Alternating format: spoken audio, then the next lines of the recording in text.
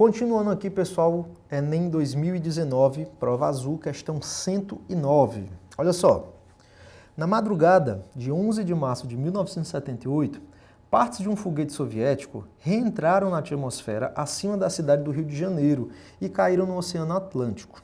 Foi um belo espetáculo. Os inúmeros fragmentos entrando em ignição devido ao atrito com a atmosfera brilharam intensamente enquanto cortavam o céu.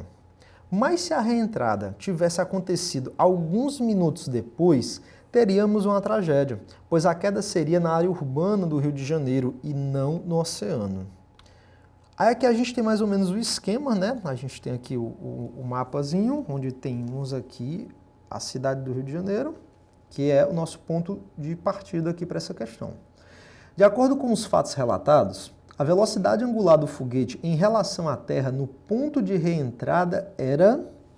Então, pessoal, o que ele está falando aqui basicamente é o seguinte.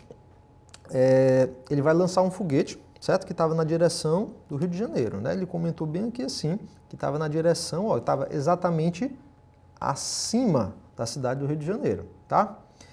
E ele disse que ele acabou caindo no oceano, né? Os pedaços desse foguete acabaram atingindo o oceano e não a cidade.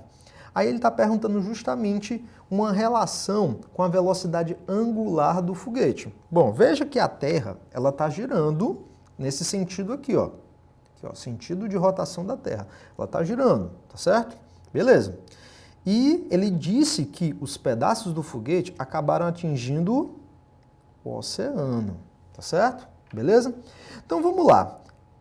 Para onde, digamos assim, para onde o foguete estava girando para que ele acabasse atingindo exatamente o oceano?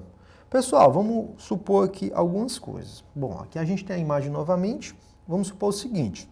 A Terra está girando nesse sentido aqui, né? Vamos imaginar que eu estou observando, sei lá, desse ponto aqui. Então a Terra giraria no sentido anti-horário, né?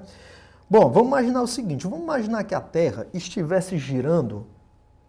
o foguete estivesse girando exatamente com a mesma velocidade angular da Terra. Vamos imaginar aqui que o foguete tem a mesma velocidade angular, o foguete com a mesma velocidade angular que a Terra. Vocês concordam comigo que se o foguete estiver girando com a mesma velocidade angular que a Terra, ele na verdade vai estar acompanhando o mesmo giro da Terra?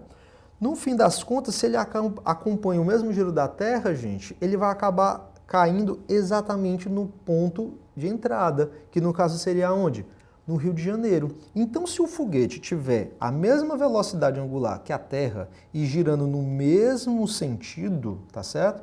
Mesma velocidade angular e mesmo sentido, significa o quê?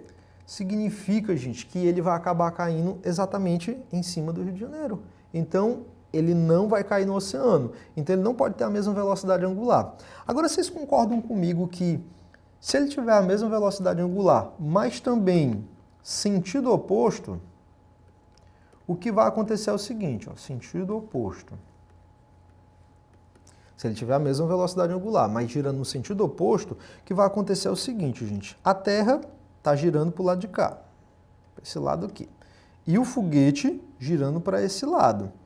Se o foguete tiver a mesma velocidade e tiver o sentido oposto, gente, vocês concordam que os pedaços iriam cair no meio da cidade mesmo, mais ainda do que nesse pontozinho aqui, ó, ia cair mais para o lado de cá, né, nessa região, certo? Ia cair não só no Rio de Janeiro, mas em outras regiões mais para lá, né, mais para o lado esquerdo.